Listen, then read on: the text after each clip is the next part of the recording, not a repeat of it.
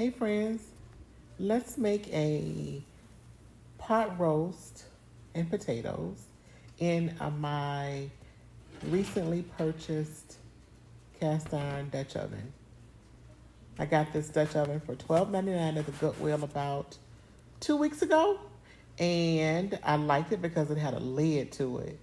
And I came home and I cleaned it up, seasoned it up, and I kept it in the oven since then. So here I'm going to add a little bit of vegetable oil. This is vegetable oil that I have in here, and I'm actually going to heat that up, and we're going to kind of prepare everything. I'm going to get my pepperoni peppers out and some butter. I need a stick of butter for this dish. And also a pack of ranch dressing. And I didn't show you as well. I'm going to use that brown gravy as well. So I'm going to heat the oil up, the vegetable oil up, and it's just like a habit that I always do. I pull my pot off the eye when I get ready to add things to it. I don't know why. I just do it. But I'm gonna add my roast. I had bought these roasts from Sam's the other day. I bought two big roasts. I cut them in half, so this is the half of one. And I cleaned it up, put a little bit of salt and pepper on it, and put it in the freezer. Took it out of the freezer. We're gonna sear it on this first side. Not quite ready yet, but I think I seared it maybe 4 minutes or so on each side. Getting the oven prepared at 350, and you'll see me go back in to see if it's ready. I think that's a pretty good sear on that side. So we will sear the second side, and as it's searing down, I'm going to add the pepperoni peppers. And you can get the whole peppers or the rings, whichever you prefer. I'm going to add a pack of ranch dressing and just sprinkle it all over the top while it's searing. And then I'm going to add a stick of butter. So the whole premise of the stick of butter is it tenderizes the meat as it cooks down, and then it becomes really, really tender. So I'm going to cover everything, and I'm going to add it to my 350-degree oven. This pot is so heavy, y'all, and I'm trying to record one-handed.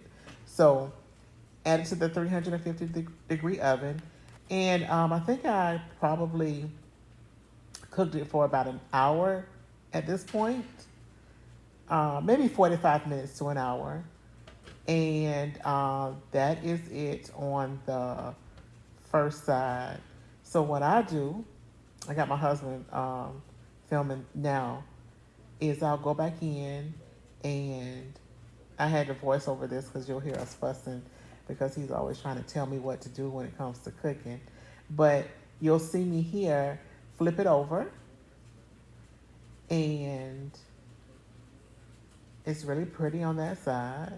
I'm going to flip it over, if I can get a fork out.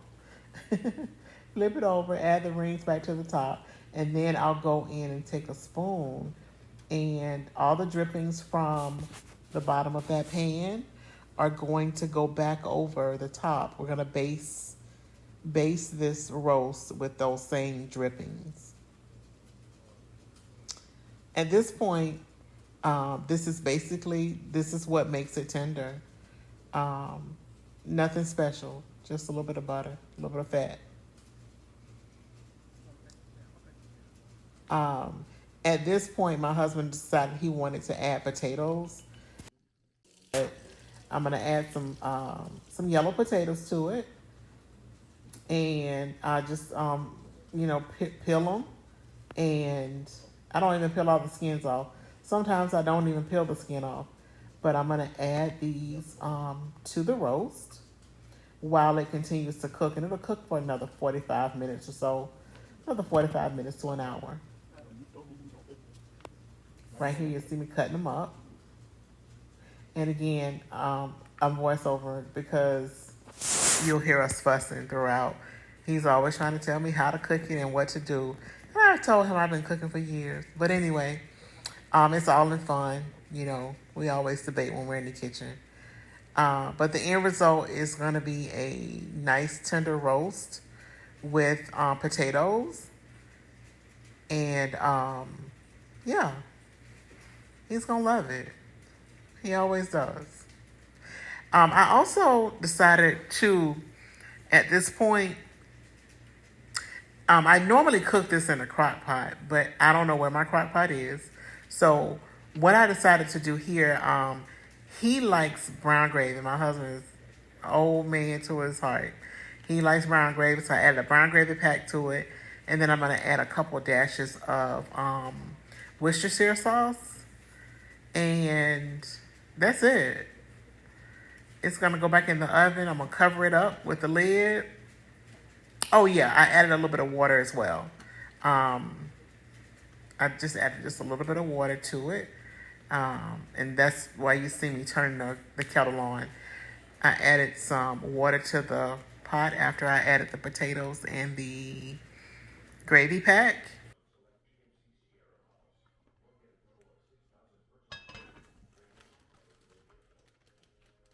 And it's going to go back in the oven for another 45 minutes to an hour. I turned it down as well to 300 at this point. And then I remembered rather, I had some frozen macaroni and cheese from a couple weeks ago. And I took it out the freezer,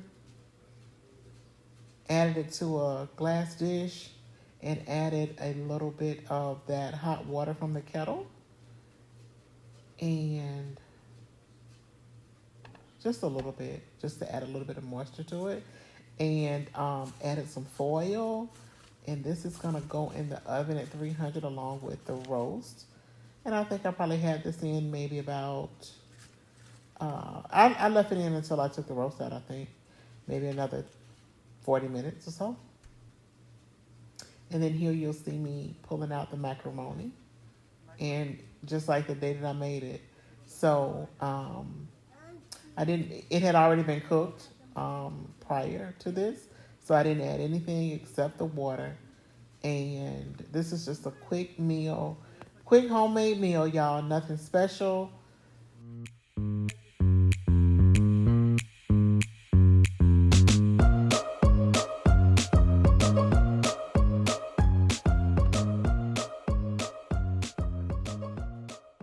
This is the star of the show, the roast. Like, look at the potatoes and look at the roast that we ended up making. So it gives you a nice au jus type gravy. It's not a thick, heavy gravy.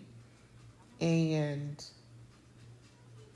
my husband will probably eat on this for another 2 or 3 days.